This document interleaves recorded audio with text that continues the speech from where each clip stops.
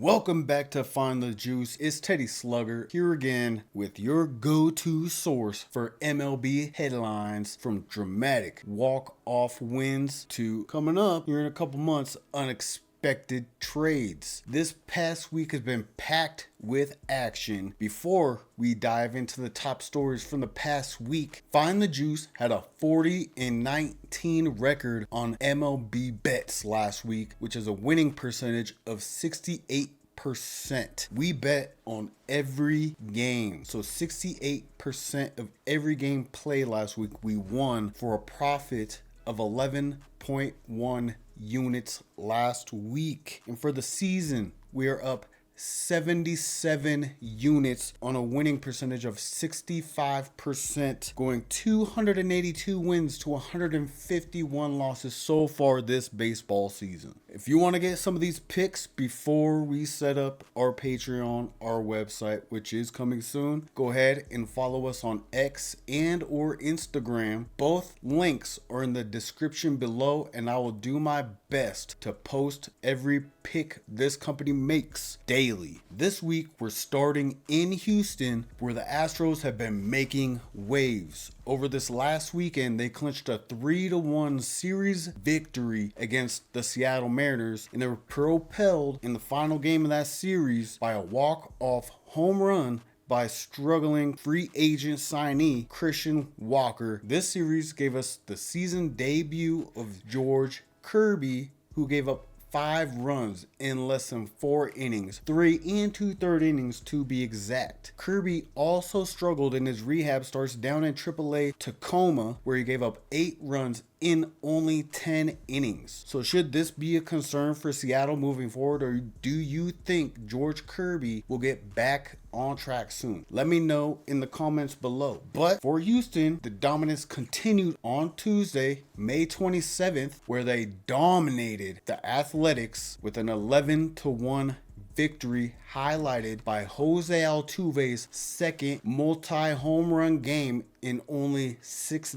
days, in a season high 8 extra base hits for the team. With this momentum, the Astros are positioning themselves as serious contenders in the American League West yet again. This is starting to look like last season all over again. So the next few months in the American League West should be some fun baseball between Houston and Seattle once again. Now let's get on our private jet and head on over to Chicago, where the Cubs are proving their mettle. After a series of close games, Jameson Taillon delivered a near perfect outing against the Colorado Rockies. Oh no, big deal, it's the Rockies, whatever. But he took a perfect game into the 5th inning in finishing with 7 strikeouts. The Cubs secured a 3-1 victory with contributions from Kyle Tucker and Matt Shaw. The Cubs also won another close one in the second game of the series versus the Rockies, winning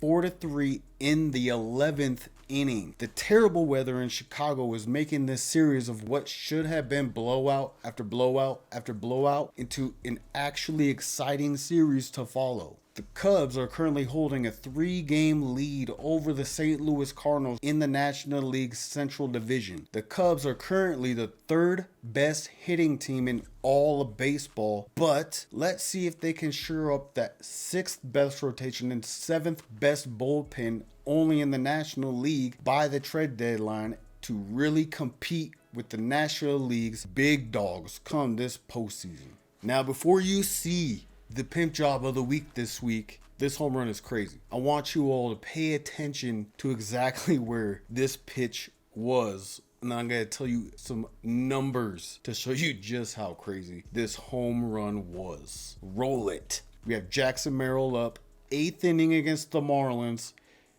and he goes deep to right field. Did you see where that pitch was? How did he, first of all, hit that? Second of all, how did he hit it out? And don't worry, he's learning from Fernando Tatis Jr. with the pimp job bat flip right here. Now let me break down some more stuff about this home run. Did you know Petco Park which is where the San Diego Padres play their home games, where this game was at, has been the second hardest ballpark to score in so far this season alone. The park also ranks 21st in home runs this season. And this isn't even an outlier, as it's the 10th hardest park to score runs in over the last 3 years, making this home run even more fantastic when you factor in those factors along with the pitch location. Also factoring into those things, when you put in the exit velocity and launch angle of the hit, he only had a 25% chance of getting a hit. That's if it was a strike, so probably lower than that off that pitch, and only an 18% chance of hitting it for a home run. Remember, that doesn't count the pitch location, so drop that 18% down even further. That was insane. And finally, let's head on to Milwaukee and grab some beers as we talk about Christian Yelich delivering in a moment of magic. On May 27th, he hit a walk-off